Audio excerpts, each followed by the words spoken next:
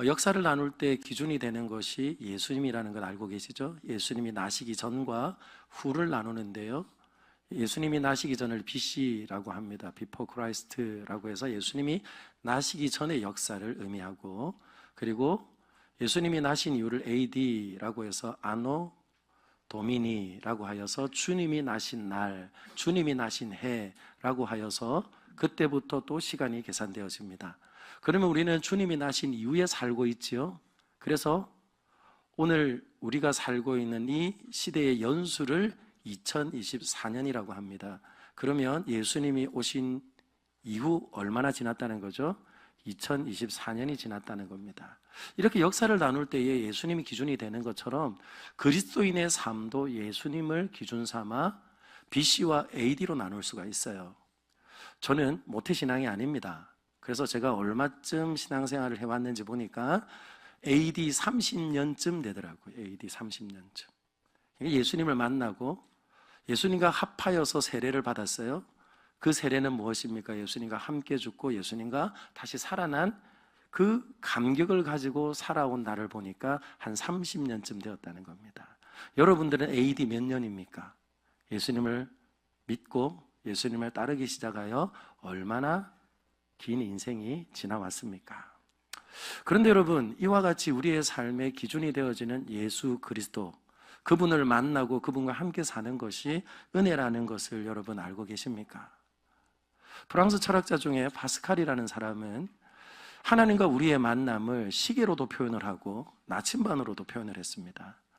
그 시계로 표현한 이유는 우리가 보는 시계는 밖에서 긴 분침과 그리고 짧은 시침이 초침이 막 움직이면서 돌아가는 것을 우리가 보게 되죠. 그럼 이 시계를 움직이기 위해서는 그 안에 수많은 부속품들이 있어요. 그 부속품들이 열심히 움직여야지 바깥에 있는 시침과 분침과 초침이 움직이면서 시간을 알려줍니다.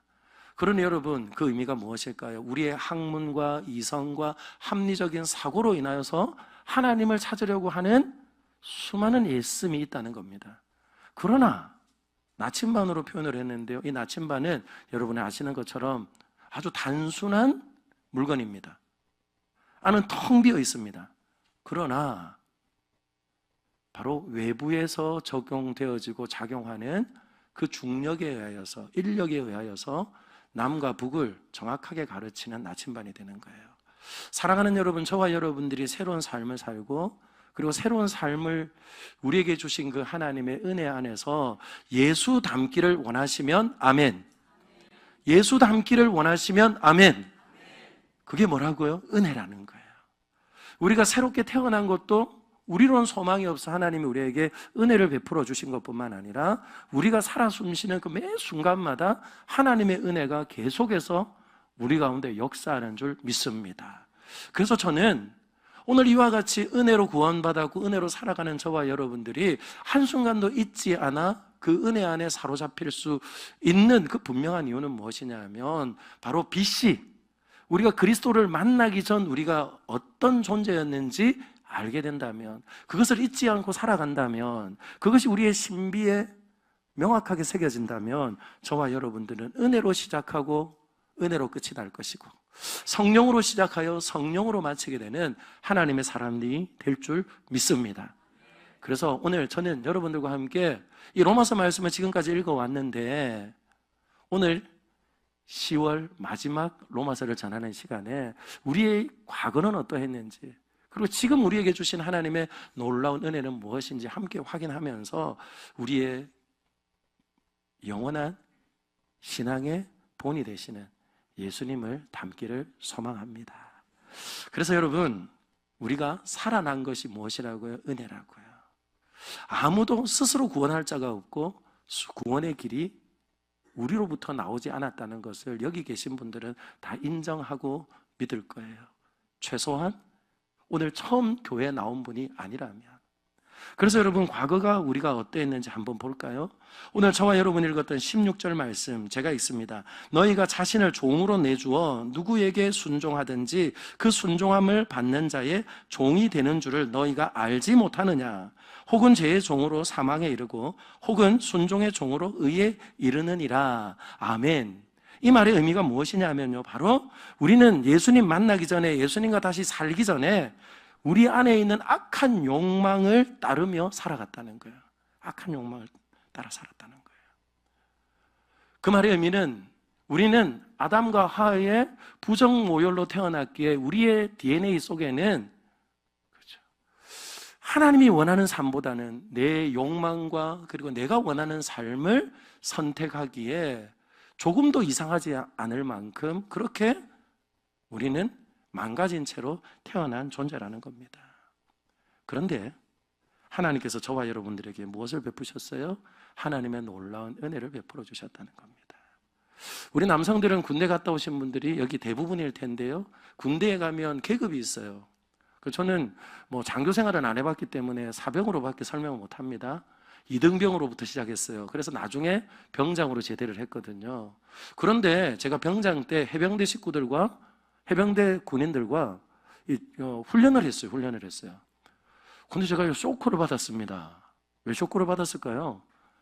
이제 막 군생활을 시작한 해병이 저를 보고 반말을 하더라고요. 제가 깜짝 놀랐습니다. 근데 제가 아무 말도 못했어요. 왜 그랬을까요? 저보다 더 무섭게 생겼더라고요. 제가 맞을까 봐 아무 말도 못했어요. 여러분, 그 이유는 뭔 줄 아시나요? 해병대 입대를 하면요, 해병들이 가르쳐요. 해병과 육군은 다르다. 그렇게 가르치면서 해병은 빨간 명찰을 다는 순간부터 계급이 아무리 두꺼워도 절대로 존칭을 쓰지 않는다. 그렇게 가르쳐요. 그게 무슨 말이냐 하면 라인이 다르다는 거예요. 소속이 다르다는 겁니다. 굉장한 프라이드를 가지고 있죠.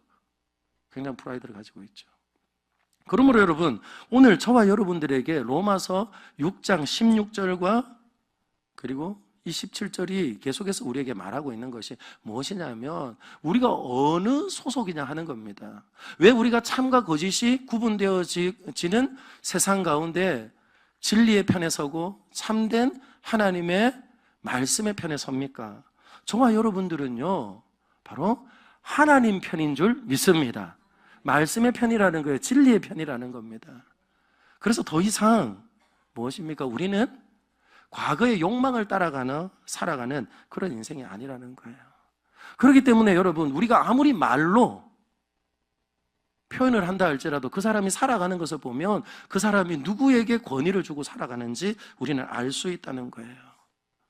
지금도 여전히 내 욕심과 내 욕구와 그리고 내 안에 생겨나는 그 감정에 따라서 여러분들이 말이 튀어나온다든지 아니면 여러분들의 행동이 먼저 움직인다든지 그렇게 여러분들이 살아간다면 여러분, 그게 뭡니까?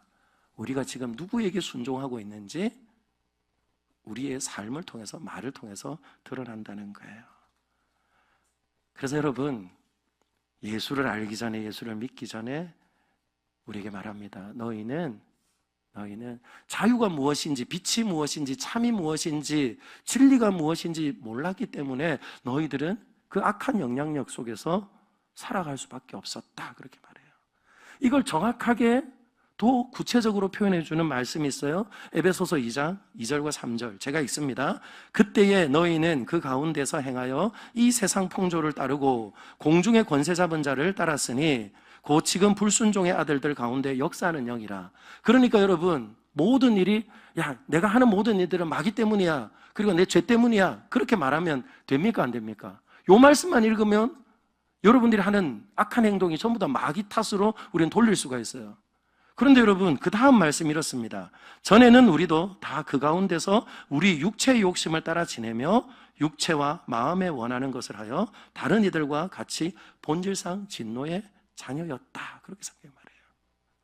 여러분, 공중권세자를 따르는 것은 우리 안에 있는 본유적인 DNA 그리고 나만을 생각하고 나만을 위하는 그 마음에 그대로 순종하며 살아가는 것이 바로 무엇입니까? 공중 권세 잡은 자를 따르는 거예요.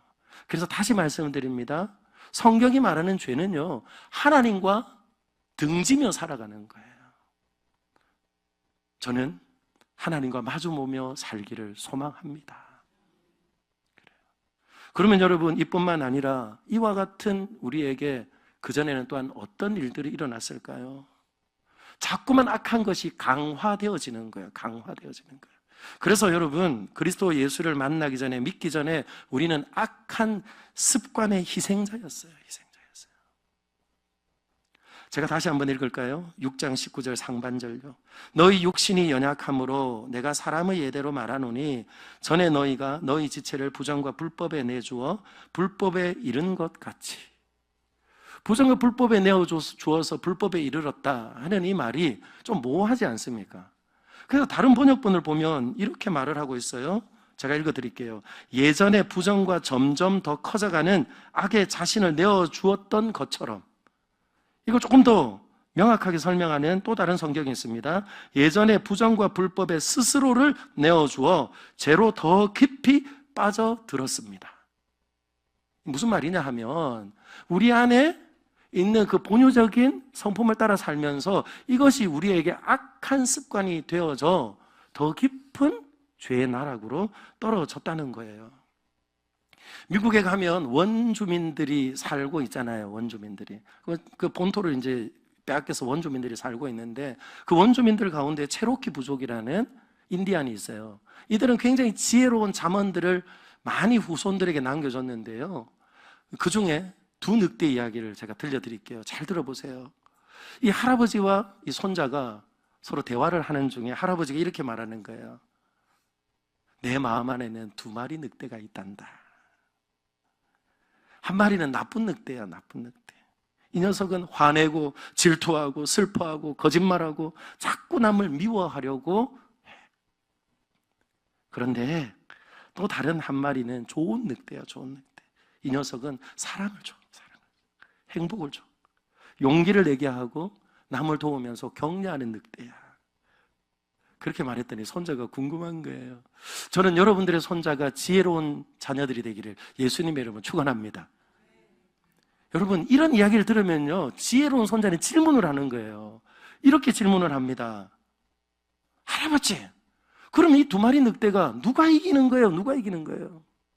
여러분, 누가 이길까요? 이 할아버지가 그 질문을 듣고 이렇게 말했습니다. 내가 먹이를 주는 늑대가 이긴다는 거예요. 이해가 되시나요? 우리 안에는요, 본유적으로 누가 가르쳐 주지 않아도 쉬운 선택을 하는 그런 DNA가 있다고요. 근데 그것에 내 마음을 내려놓고 그리고 내가 의지를 내려놓으면 어떻게 되는 거예요? 그것이 자꾸만 강화되어지는 거예요. 강화되어지는 거예요. 그렇기 때문에 2주 전에 말씀드렸죠. 습관은 제2의 천성이라고요. 저와 여러분들이 예수 그리스도로 인하여서 거룩한 습관, 그리고 또한 세상과 다른 습관의 사람들이 되기를 예수님의 이름으로 축원합니다. 습관이라는 것은요, 내가 의지적으로 하는 것이 아니에요. 그냥 되어지는 거예요. 아침에 눈 떠서 스마트폰을 보는 건요, 이것은 이미 습관이 되어버린 거예요. 여러분들 중에 아침에 잠자기 전에 내일 아침에는 스마트폰을 열어야지 하고 결단하고 자는 분들 있나요? 없다고요. 눈 뜨면 잡는 거예요. 이게 습관인 겁니다. 습관. 그래서 여러분, 우리는 좋은 습관이 필요합니다. 히브리서 10장 25절 말씀에 보면 마지막 때가 되면요, 모이기를 패하는 어떤 사람들의 습관을 따르지 말아요. 그러면 여러분, 좋은 습관은 뭡니까? 주일이면 그냥 의뢰이 교회 가는 줄 알고 나와서 예배하는 성도들이 좋은 습관을 가진 성도인 줄 믿습니다. 요즘은요, 예배 안 드릴 이유가 너무 많아요. 피곤해서 못 드려요. 마음 힘들어서 못 드려요. 바쁜 일이 있어서 못 드려요. 살아가는 여러분, 좋은 습관은 어떤 습관입니까? 주일이면 하나님 앞에 나와서 예배하는 것이고 그 예배를 통하여서 내가 어디가 흐트러졌는지 다시 분해를 시켰다가 다시금 조립을 시켜서 충전까지 시켜주셔서 내보내주시는 그 하나님의 힘으로 살아가는 저와 여러분들이 되기를 예수님의 이름으로 축원합니다. 그래서 여러분, 좋은 습관은 어떤 습관이요? 모이는 습관이요. 좋은 습관은 운동하는 습관이요. 그리고 가족 간에 서로 안아주고 사랑한다고 고백하는 거예요. 한번 연습해 봅시다. 옆에 있는 분에게 고백해 보세요. 사랑합니다. 가족이 아니라서 막 어색하나요?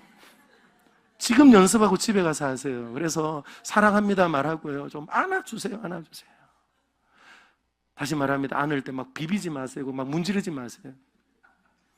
그냥 다 안고는요, 여러분 볼과 복을 맞추고 심장이 뛰는 소리를 들으면서 그 사랑을 서로 나눌 수 있기를 예수님의 이름으로 축원합니다. 이것이 뭡니까? 바로 과거의 우리의 삶이 어떠했는지 성경이 우리에게 말씀하는 거예요. 전에 우리는요, 선택할 힘도 없고 자유도 없었어요. 그래서 그냥 끌려다니면서 사는 존재였습니다. 그래서 지금도 만일 내가 어떤 삶을 먼저 선택하고 그 삶에 내가 먼저 끌려갔는지 여러분 자신이 한번 생각해 보세요. 그리고 들여다보세요. 그러면 여러분들이 금방 알게 될 것입니다. 예수를 만나기 전, 믿기 전 우리는 무엇입니까? 바로 습관의 희생자였다고요. 나쁜 습관의 희생자.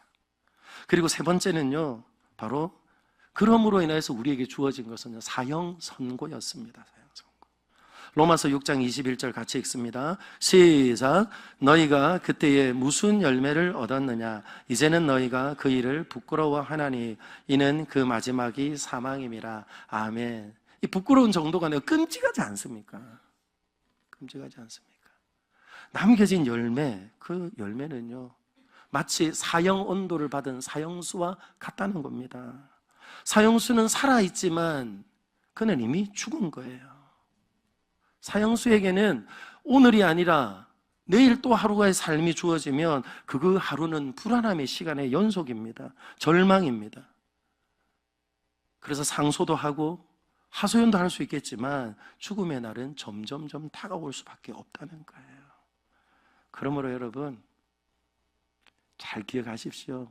하나님께서 아담과 하와를 범죄한 이후에 영원히 살지 못하도록 에덴에서 추방한 것이 은혜라는 것을 여러분들이 기억하셔야 합니다. 죄를 범하면서 그 죄책감을 느끼면서 영원히 사는 것은요, 복이 될 수가 없어요. 복이 될 수가 없어요. 그러므로 여러분, 저와 여러분들은 노세 젊어서 노세. 그 사람들은 미래에 소망이 없어요. 그리고 또 오늘을 살면서 영원한 하나님 나라에 대한 분명한 가치가 그들 안에 없어요. 그러니 노세 젊어서 노세. 이게 그들에게는 맞는 말입니다. 그러나 우리 그리스도인들에게는 전혀 그죠 옳지 않은 이야기라는 거예요.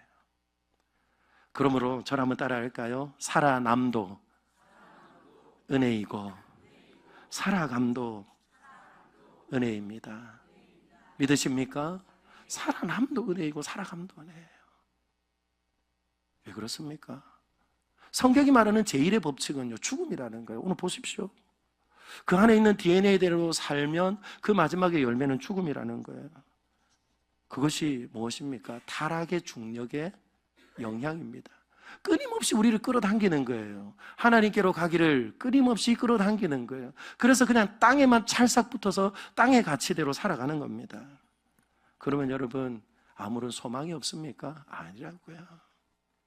성경은 항상 말합니다. 분명한 1법칙을 말하고 두 번째 제2의 법칙을 말해요. 그게 바로 은혜의 법칙입니다. 중력이 있는데 어떻게 비행기가 하늘을 날아요? 여러분 어떻게 하늘을 납니까? 장로님 아시잖아요. 어떻게 하늘을 납니까?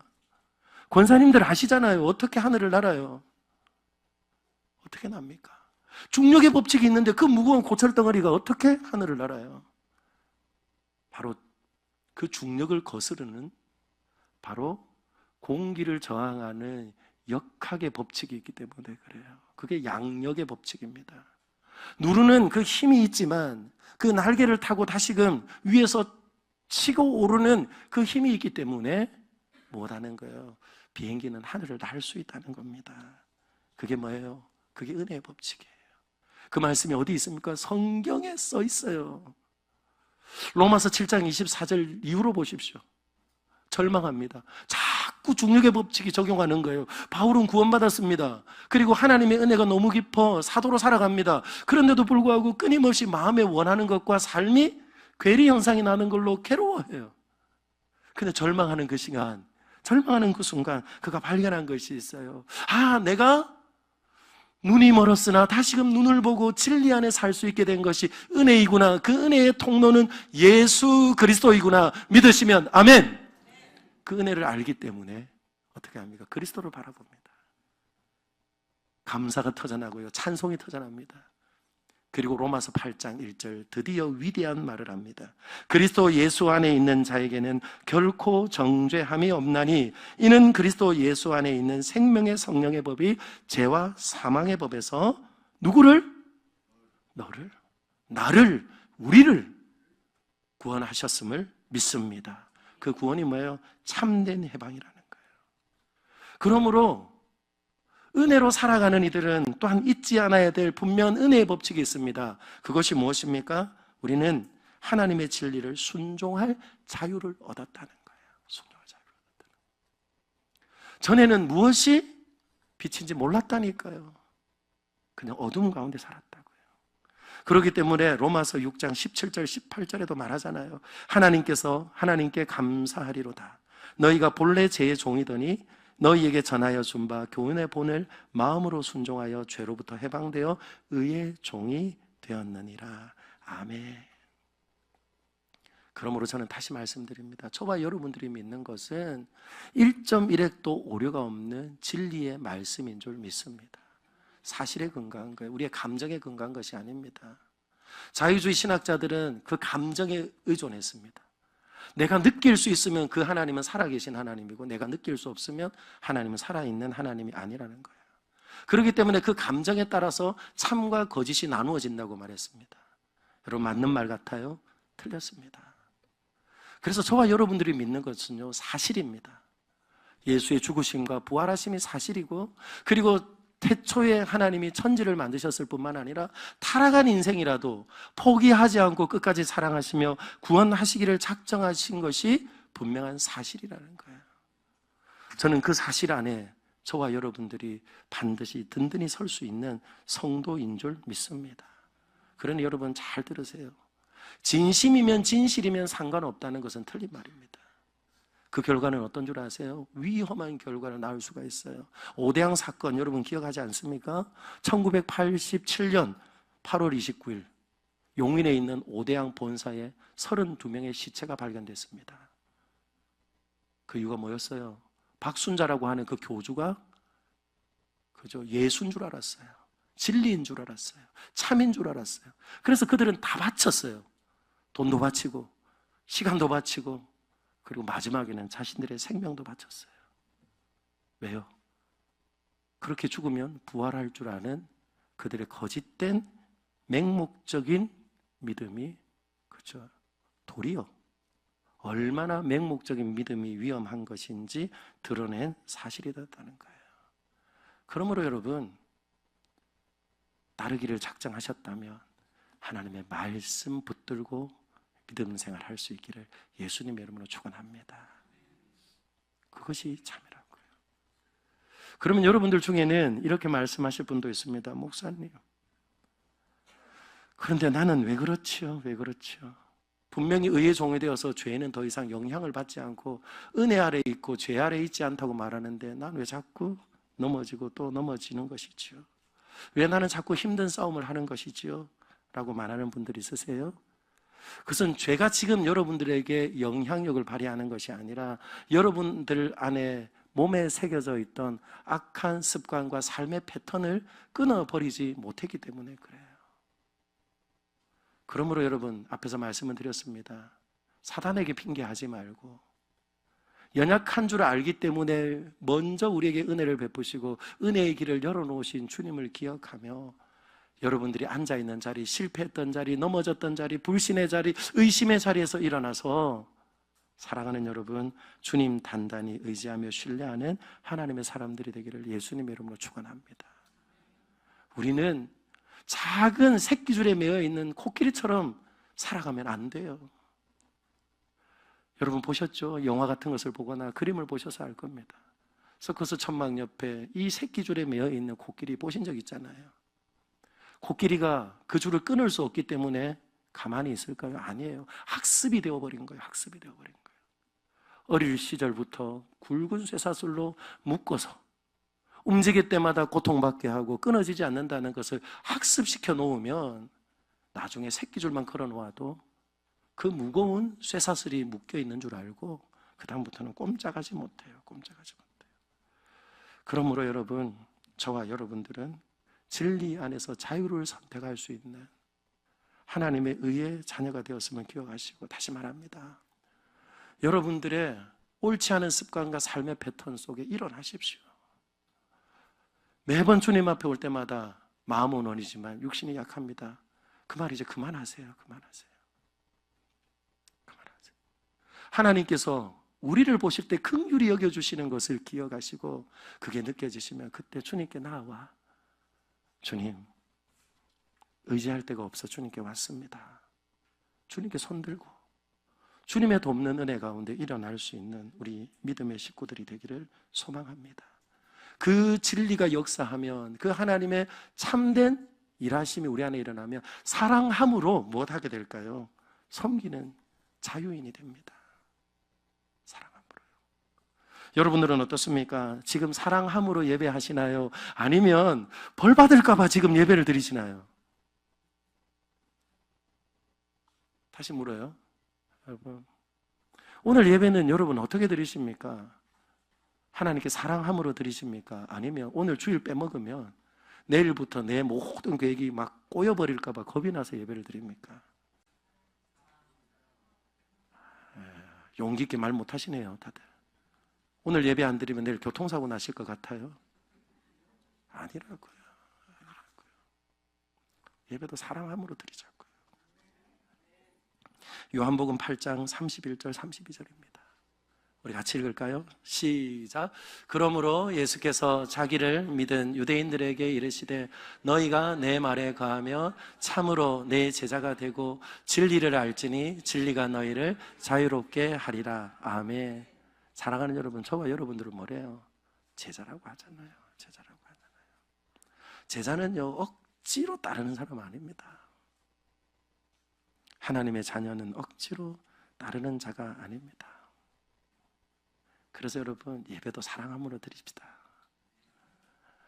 보고 싶은 사람, 제가 지난 목요일, 금요일 금철 컨퍼런스 갔다 왔잖아요. 아니, 이제 7시 반에 집회 시간에 들어가야 되는데 한 분이 안 오는 거예요. 안 오는 거예요. 그래서 저희들 막 부지런히 찾아다녔어요. 그런데 사랑하는 아내와 통화하느라고. 여러분, 이게 뭡니까? 사랑하니까 하는 거예요. 사랑하니까. 그리고 나서 서로 기도하고 격려하고, 여러분 7시 반부터 1시까지 5시간 화장실도 안 가고 예배를 드리더라고요. 나중에는 하나님의 은혜가 나를 짓누르니까, 하나님의 은혜가 내 안에 들어와서 차고 넘치니까 앉아있는 것이 송구해서 무릎 꿇을 때를 찾다가 무릎 꿇고 예배하고 왔다 그러더라고요. 사랑하는 여러분, 무릎 꿇는 것, 그거 어떻게 가능합니까? 사랑하니까요. 그 하나님이 내게 베풀어 주신 은혜가 얼마나 큰지, 하나님 앞에 꼿꼿하게 이 편안한 의자에 앉아서 예배를 드릴 수 없는 그 마음이 차고 넘치니까 어떻게 되는 겁니까? 무릎 꿇을 수 있는 거 아니에요. 저는 우리 사랑하는 다산업교 성도들에게 다시 부탁합니다. 사랑함으로 예배합시다. 사랑함으로 하나님 앞에 헌금합시다. 사랑함으로 봉사합시다. 그것이 진짜 자유인이에요. 아직도 할까 말까 망설인다면, 예배를 드릴까 말까, 무언가를 할까 말까 망설인다면 여전히 우리 안에 무엇입니까? 이럴까 저럴까 망설이고 있는 우리의 삶이라고요. 그리고 또한 우리에게 또 말씀하지 않습니까? 무엇을 말씀합니까? 바로 우리는 거룩한 삶을 살아갈 자유가 있다는 거예요. 거룩한 삶. 로마서 6장 22절입니다. 우리 같이 읽을까요? 시작. 그러나 이제는 너희가 죄로부터 해방되고 하나님께 종이 되어 거룩함에 이르는 열매를 맺었으니 그 마지막은 영생이라. 아멘. 사랑하는 여러분, 전에 맺었던 열매는 사망이었는데 이제 맺은 열매는 영생이랍니다. 영원한 생명이래요. 여기 보면 거룩함에 이르는 열매를 맺었다라고 말씀을 하는데요, 바로 이 말의 의미가 성화를 의미합니다. 성화. 거룩한 예수님을 그리고 온전하신 하나님을 닮아가는 삶이라는 거예요. 그래서 여러분, 바로 이 말의 참된 의미는 무엇입니까? 우리가 믿은 그 상태, 그리고 믿음으로 구원받은 그 위에 부끄러운 구원의 자리에 머물러 있지 않고 계속해서 예수님을 닮아가는 삶이라는 거예요. 다시 말합니다. 그럼에도 불구하고 우리 또 넘어집니까? 안 넘어집니까? 넘어지는 거예요. 그런데 또 어떻게 우리는 주님 안에서 살아간다고요? 그 자리에서 일어나 죄가 더한 곳에 은혜가 넘쳤다라고 말씀하시는 하나님의 말씀, 로마서 5장 20절의 말씀에 근거하여 죄가 아무리 온 세상을 덮어 깜깜한 밤과 같을지라도 빛 한 점 있으면 어둠을 몰아내는 것처럼 하나님의 은혜, 예수 그리스도의 온전한 사랑이 그 죄를 다 덮어버리는 것을 믿기 때문에, 그것이 사실이기 때문에 우리는 또 무엇 할 수 있어요? 옛삶으로 되돌아가지 않고 그 자리에 일어나서 빛 대신 은혜의 시작이신 예수님께 우리의 삶을 기대는 줄 믿습니다. 그러므로 여러분, 거룩한 삶을 살아갈 자유를 주신 주님, 거룩한 삶을 살아갈 수 있도록 먼저 그 길을 가신 예수님을 본받아서 저와 여러분들이 더 이상 죄의 멍에를 매지 말고, 그리고 죄의 종으로 살지 말고 의의 종, 그리고 또한 생명과 성령의 법 안에서 참된 자유인이 되어 살아가는 하나님의 사람들이 되기를 예수님의 이름으로 축원합니다. 여러분, 1945년 8월 15일은 무슨 날입니까? 해방된 날이죠. 다들 알고 계시죠? 그런데 여러분 알고 계십니까? 해방된 날 대한독립 만세!